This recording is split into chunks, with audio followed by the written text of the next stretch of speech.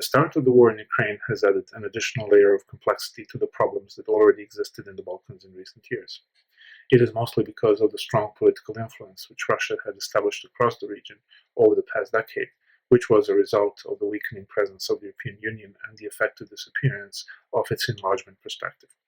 To put it simply, the war in Ukraine has raised concerns among officials, experts, and population alike that Russia may try to use its presence in the Balkans to orchestrate ethnic incidents or shore up nationalist separatist or any other radical initiatives that would destabilize the Balkans in order to at least partially draw EU and US attention away from Ukraine and open a second front in Europe.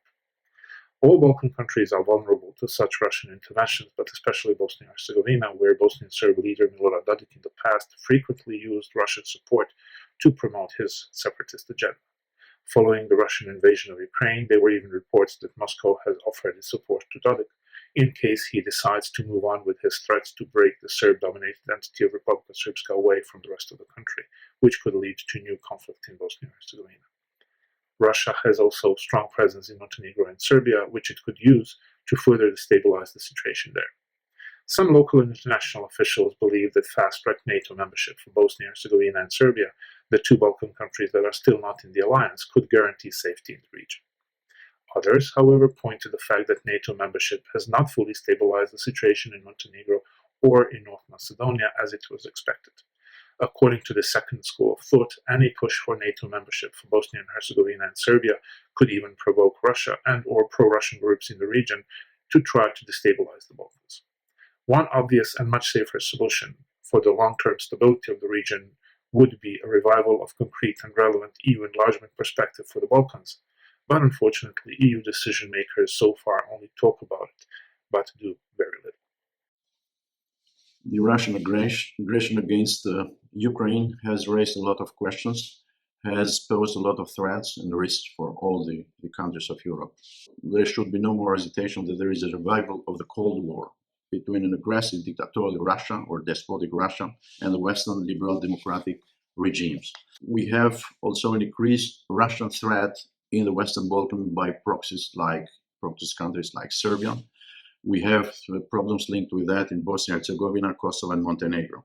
There are high economic expenses and constraints in all the European countries because of the Ukraine war and the sanctions against Russia for European countries. Among the changes which are linked with security is the fact that we see that from now on there will be an acceleration of the Euro-Atlantic integration with countries like Finland, Sweden in NATO, Kosovo in NATO, and Ukraine probably in EU and later on in NATO, even if that's the core of the discord for between Russia and Ukraine.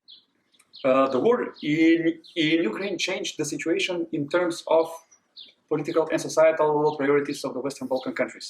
These countries were facing many problems during the pandemics in tackling the health issues and economies in these countries.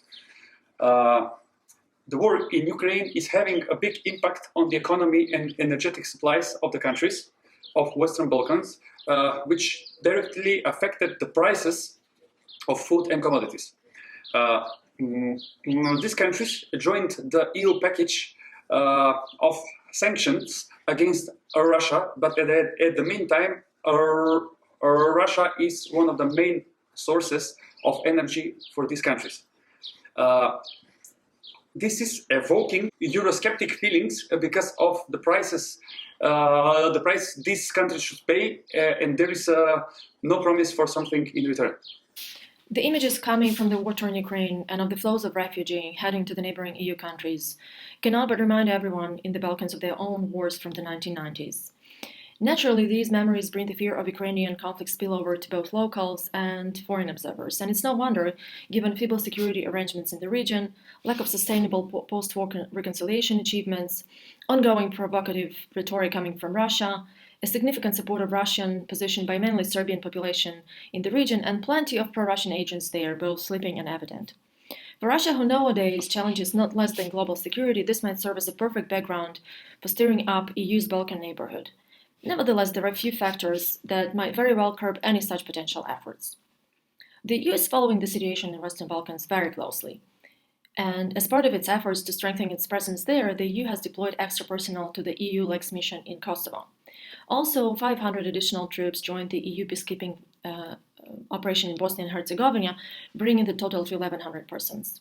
Importantly, this operational TEA is backed up by NATO under the arrangement called Berlin Plus, which means that in case of necessity, the EU mission could rely on the alliance troops stationed in the EU countries.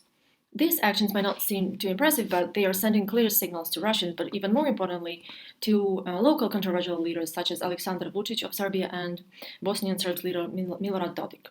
These two, despite their open affinity towards Moscow, can hardly afford serving as proxies to Russian attempts to militarily destabilize the situation in the region, because this would most definitely damage their own interests, which at the end of the day are of most importance to them.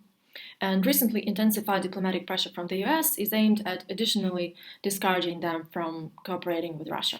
And at the end, one should not forget that half of the Western Balkans countries, and this is Albania, North Macedonia, and Montenegro, are NATO members, and this cannot but limit space for malign influence in the region.